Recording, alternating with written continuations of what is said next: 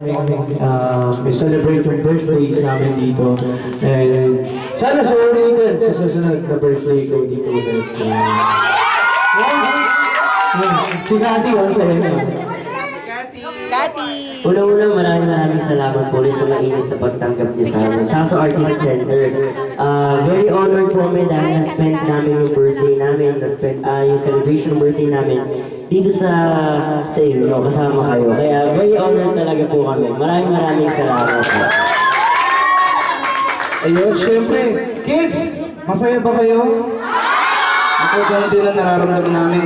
Doble, triple ang kasiyahan namin dahil nandito kayo kasama namin sa aming special day. At sana kung ano man yung mga pinagdadaanan natin o sitwasyon natin, huwag niyong hayaang doon lang tayo.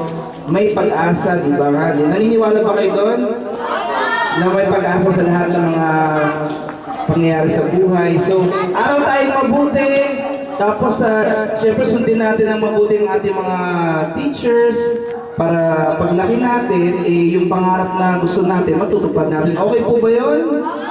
Sabihin nyo nga, amazing! Amazing! Amazing! Advance Merry Christmas pa rin! Happy New Year!